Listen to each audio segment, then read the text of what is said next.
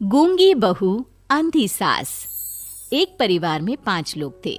ओम प्रकाश, उनकी पत्नी सुमित्रा, बहू भावना, बेटा राहुल और एक थी उनकी बेटी प्रियंका। वैसे तो ओम प्रकाश और सुमित्रा के घर में सब कुछ ठीक ठाक था, लेकिन सुमित्रा की एक आदत थी। घर में कुछ भी गलत या सही हो तो वो किसी से कुछ नहीं कहती। और भावना स्वभाव की इतनी सीधी सादी थी कि अगर कोई उसके साथ गलत भी करता तो भी वो उसे कुछ नहीं कह पाती। इसी के चलते प्रियंका और राहुल घर में मनमानी चलाते रहते, क्योंकि घर को संभालने वाली औरतें इस तरह से रहती थी जैसे वो गूंगी और अंधी हो। माँ, मैं अपनी सहेलियों के साथ पिकनिक पर जा रही हूँ। ठीक है बेटा, चली जाओ। और मुझे आने में रात हो जाएगी, देर से ही आऊंगी मैं। अच्छा, कोई बात नहीं बेटा। अरे भावना, तुमको एक बार में समझ में नहीं आता क्या? नाश्ते में फिर से पराठे बना के रख दिए। कितनी बार तुमसे कहा है कि मेरे लिए ढंग का नाश्ता बनाया करो। ठीक है जी, आगे से ध्यान रखूंगी। अरे ये बहू से किस तरह से बात कर रहे हो तुम राहुल?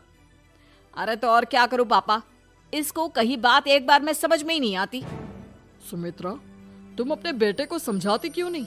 बहू से बात करने का ये क्या तरीका है? अरे जिसकी जैसी मर्जी आए करो, मुझे क्या। भावना बेटा, तुम भी तो कभी कुछ कहा करो। इस तरह क्यों सबकी बातें सुनती रहती हो?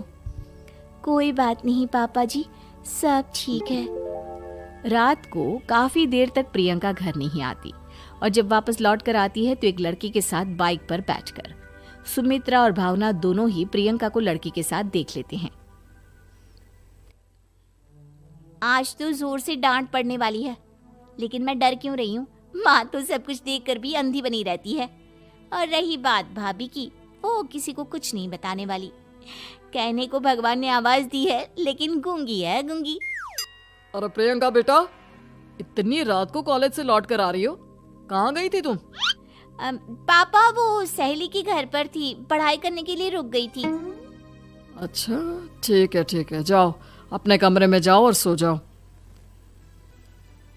सुमित्रा ने अपनी बेटी को एक लड़की के साथ इतनी रात को आते देखकर भी उससे कुछ नहीं कहा और भावना ने भी इस बारे में किसी से कोई बात नहीं की। कुछ दिनों के बाद मामा जी का फोन आया था। उन्होंने प्रियंका के लिए कोई रिश्ता ढूंढा है। लड़के वाले उसे देखने आ रहे हैं। अरे मुझे नहीं करनी शादी वादी, किसी लड़की को बुलाने की कोई जरूरत नहीं है। ये तुम क्या कर रही हो प्रियंका बेटा? तुम्हारी शादी की उम्र हो चली है और तुम्हारे मामा जी ने बहुत अच्छा रिश्ता बताया है। पापा, अब जिद क्यों कर रहे हैं? और आप क्यों मेरी मर्जी के खिलाफ शादी कराना चाहते हैं? अरे माँ, इसको समझाइए ना। आपकी बेटी, आप तो बस चुपचाप सब कुछ होते हुए भी देखती रहती हैं। अरे तो क्या कहूँ, और मेरे कहने से क्या हो जाएगा? वैसे भी गलत क्या हो रहा है, सब कुछ सही तो है।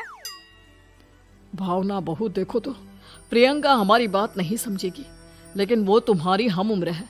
क्या पता तुम्हारे कहने से उसे कुछ समझ में आ जाए। नहीं पापा जी, मेरे कहने से कुछ नहीं होगा। मैं प्रियंका को कैसे समझा सकती हूँ? वो ननद है मेरी, कहीं मेरी किसी बात का बुरा मान गई तो? सुमित्रा और भावना में से कोई भी प्रियंका को कुछ नहीं समझाता।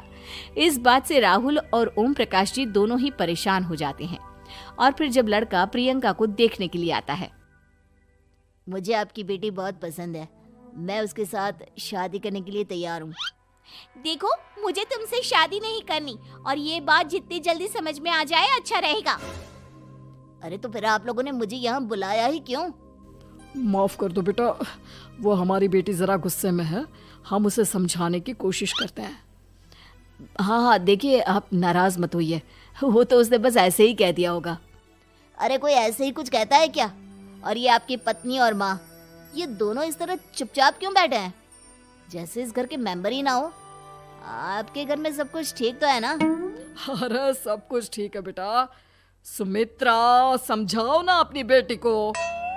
अरे क्या समझाऊं, क्या होगा समझाने से? सब ठीक ही तो हो रहा है, गलत क्या हो रहा है? भावना, प्रियंका को अंदर लेकर जाओ और उससे समझाओ कि कितना अच्छा रिश्ता है। इतना अच्छा लड़का है, इस तरह से बिहेव ना करे। नहीं जी, मैं किसी से कुछ नहीं कह सकती जी। अरे अजीब परिवार है, मुझे तो यहाँ से निकलना पड़ेगा। इस तरह से तो आपकी बेटी की शादी किसी से नहीं हो सकती। जिसके घर की औरतें गूंगी और अंधी बनकर बैठ जाए, उस घर का कुछ नहीं हो सकता। ओम प्रकाश और राहुल सुमित्रा और भावना की हरकतों की वजह से बहुत परेशान हो जाते हैं। एक दिन वो दोनों आपस में बात करते हैं। पापा, समझ में नहीं आता कि भावना और माँ को कैसे समझाया जाए। सही कहते हो बेटा, तुम और मैं काम के सिलसिले में सारा दिन घर के बाहर रहते हैं और घर की दोनों औरतें जिन्हें सारा घर संभालना चाहिए गूंगी और अंधी बनकर बैठी हैं। पापा आप ही बताइए इसका क्या उपाय है। मेरी तो कुछ समझ में नहीं आता बेटा, लेकिन हमें कुछ तो करना पड़ेगा क्योंकि इन सब की वजह से प्रियंका बहुत ज्यादा बिगड़ती जा रही है। तुमने देखा उसे किस तरह से बिहेव किया था। अरे लेकिन पापा हम करेंगे क्या? हमें एक नाटक करना होगा। कुछ दिनों के लिए हम भी गूंगे और बहरे बन जाते हैं, उसके बाद इन दोनों औरतों को अकल आएगी। हाँ पापा, शायद आपकी बात ठीक है। हम दोनों हर बार बात को संभाल लेते हैं और इसी वजह से माँ और भावना कुछ भी करने की कोशिश ही नहीं करते।